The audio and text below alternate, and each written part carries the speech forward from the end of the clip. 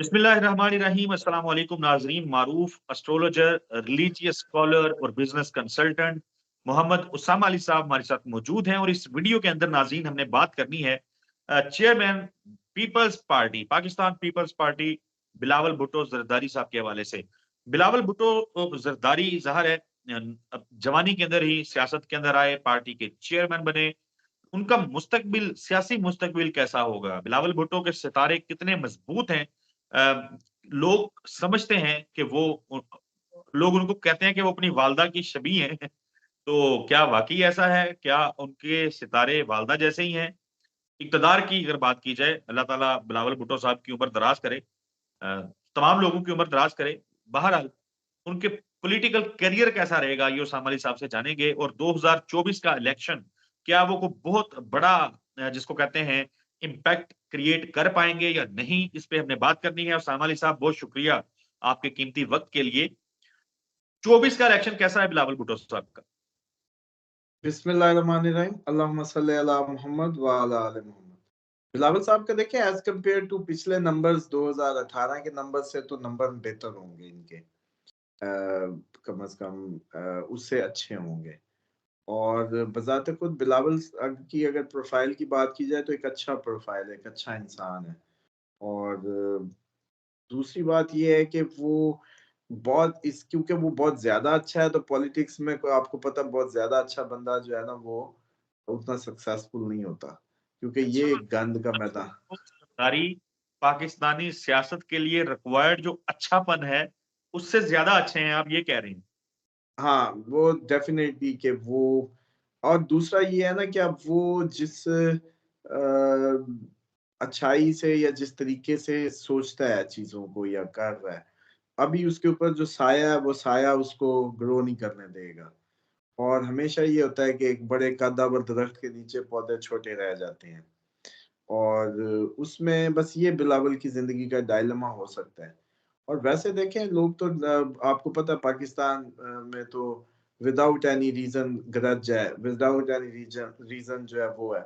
अब मिसाल के तौर पे बिलावल की जो मुखालफत करेंगे, वो सिर्फ़ इसलिए करेंगे कि वो पीपल्स पार्टी में है या ज़रदारी साहब का बेटा है। अगर ज़ाती तौर पे उससे पूछा जाए कि भाई इसकी कोई इस पे कोई इल्ज़ाम, कोई इस पे केस, कोई इस पे चोरी, कोई बच्चा है मतलब यंग आया। फिर एक और मौरूसी सियासत पे आज तक ये लोगों को समझ नहीं आ रही कि जब कहते हैं ये लोग कि जी मौरूसी सियासत नहीं, तो भाई आप लोगों का सिस्टम है सही जो सियासत पहले तो सियासी नहीं है। फिर अगर आप लोगों की सियासी ट्रेनिंग कर भी ली जाए, तो अभी तो आप लोगों को सीएसपी जो तैयार कर से बड़े दरख्त के नीचे छोटा पौधा जो है उतना फलता-फूलता नहीं है। बिलावल साहब की ज़िंदगी का ये डायलेमा हो सकता है। और ज़िंदगी में आज आपको एक और बात बताऊँ कि बे के जो नाम होते हैं ना, बे से शुरू होने वाले, लड़की हो तो सबसे बेस्ट ऑप्शन होती है इस नाम की लड़की की कि आप उसे शादी के लिए मुंतखब करें। हुँ।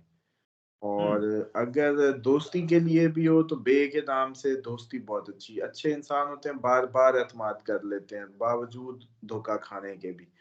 तो इस हिसाब से भी अगर देखा जाए तो Bilawal is a very kind heart और नीट और अच्छा मतलब नौजवान है। और सिर्फ़ ज़ाहिर-सी बात है उसका भी यही कसूर है कि वो क्योंकि ज़रदारी साहब के घर पैदा हुआ है और वो एक लेगेसी और फिर एक मीडिया की जो एक स्टंट है या जो भी बना दिए जाते हैं हुँ। अ, चोर, चोर, चोर। अब बात बताइए कि सारे ही तो चोर हैं भाई। हर किसी पे एफआईआर, हर किसी पे केस, हर कि उस पे झूठा है, उस पे सच्चा है। वो कौन बताएगा अभी फिर अदालतें फिर वो भी आगे माशाल्लाह भाई कोई बाहर, कोई अंदर, कोई समझ नहीं आती कब का सादिक, कब का चोर। तो एक जी। अजीब मुरब्बा है। तो फिर इसका डाउट बेनिफिट ऑफ डाउट भी तो सबको मिलना चाहिए ना। कि क्या ये नहीं हो सकता है कि हो सकता है कि वहाँ भी यही सब केसेज़ इसी तरीके से किसी ग्रज में बने हों, इसी तरीके से हुकूमतें गिराई गई हों, जैसे आप लोगों को अपनी तकलीफ है या व्हाट्सएवर काइंड ऑफ जो भी है, ये पाकिस्तान का यही सिस्टम रहा। क्योंकि देखिए हम लोग कोई अच्छे जमहूरी इक़्तिदार कैरी नहीं कर रहे और अभी ग्रोन भी नहीं हुए इतने कि हमें इतना पता हो। आधा तो अभी तक आपका लिटरेसी रेट गिरा हुआ था जिसने अंगूठा लगा के वो मोहर किस पे लगानी है यही नहीं पता चलता, निशान रखने पड़ते हैं काइंड ऑफ। तो आज भी अगर जस्ट नाम रख दें तो शायद आप निशान के लिए कैंपेन भी ना चला सकें। नाम पे जी वोट देना तो बहुत मुश्किल हो, तो निशान फिर भी चाहिए होता है, और ये इसीलिए बल्ला छीनने की भी साजिश है कि देसियों को बल्ला याद रह गया होगा, तो वो जो है इनके लिए मुश्किल खड़ी की जाए।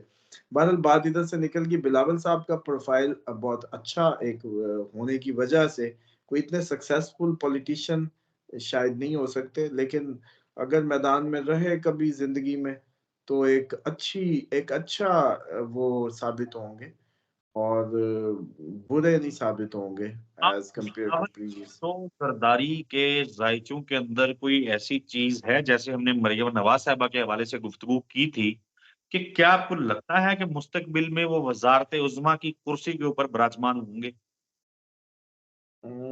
देखिए, वो थोड़ा-सा मुझे लगता है कि अभी बहुत पाकिस्तान ने एक बड़ा हम फ़ेज़ में एंटर होने वाले हैं।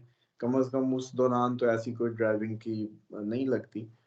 मौज़ात तो कुदरत में कभी भी मुतवक्किल होते हैं, लेकिन तो अभी जो नहीं, इस तरह की कोई प्रोफ़ाइल में इस तरह की सिचुएशन।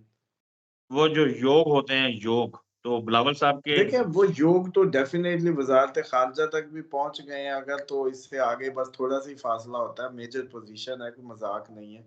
और फिर ज़रदारी भी साहब ने शायद किया भी इसीलिए था कि लोगों का ज़हन बन जाए, या एक बड़ी आपको पता है हमारी हुकूमतें बनती बड़ा बाहर के सारे मामलात से होके हैं, तो पहले उसको वो स्कूल में दाखिल किया कि वज़ारत-ए-ख़ारिजा में सबसे मुलाकातें कर आए, इंट्रोड्यूस हो आए, और अगली दफ़ा ताकि कभी ज़रूरत पड़े तो ऑप्शन रहे। तो लेकिन मसला ये है कि बिलावल उस हद तक जाएगा नहीं, मजबूर है, फँस जाया करेगा। जहाँ तक जाके इक़्तिदार मिलते हैं ना, वहाँ जाके ये शायद बस कर जाए कि बस मैं इससे आगे नहीं जा सकता, या इससे आगे कॉम्प्रोमाइज़ नहीं करूँगा।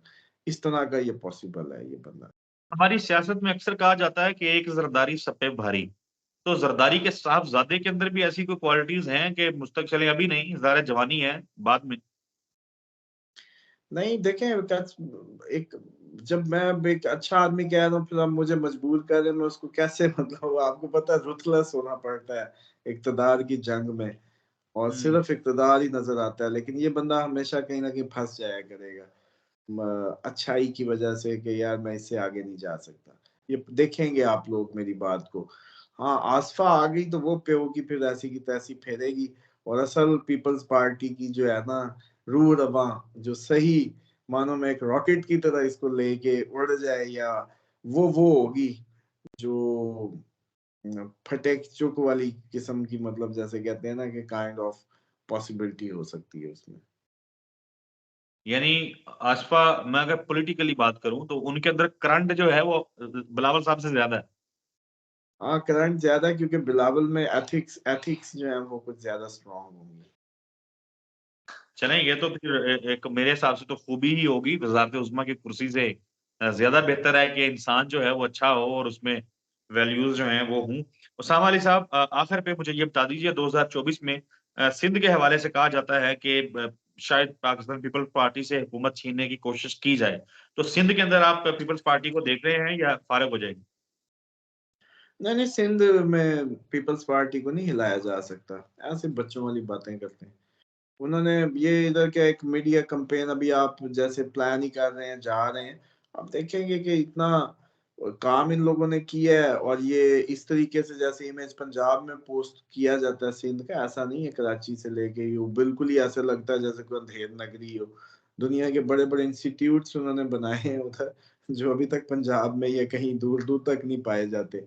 तो ये ऐसी बस इमेज बिल्डिंग है, और बड़े मैच्योर लोग हैं, यकीन करें I love to be with इनके साथ महसूस होता है कि जैसे बड़ी कदीम और मैच्योर नेशन है सिंधी, और ये सारे कराची के लोग स्पेसिफिकली मज़ा आता है इनके मतलब साथ टाइम गुज़ार के, बिल्कुल और ठीक। मैं समझता हूँ कि ये एवें ही पंजाब वाले अपने आप को ज़्यादा सयाना समझते हैं, कोई हाँ, चक्कर-वक्कर नहीं है इनका।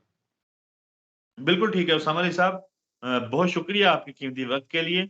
नाज़रीन अगली वीडियो में मुलाकात होगी, हमें दुआओं में याद रखें। अल्लाह हाफ़िज़।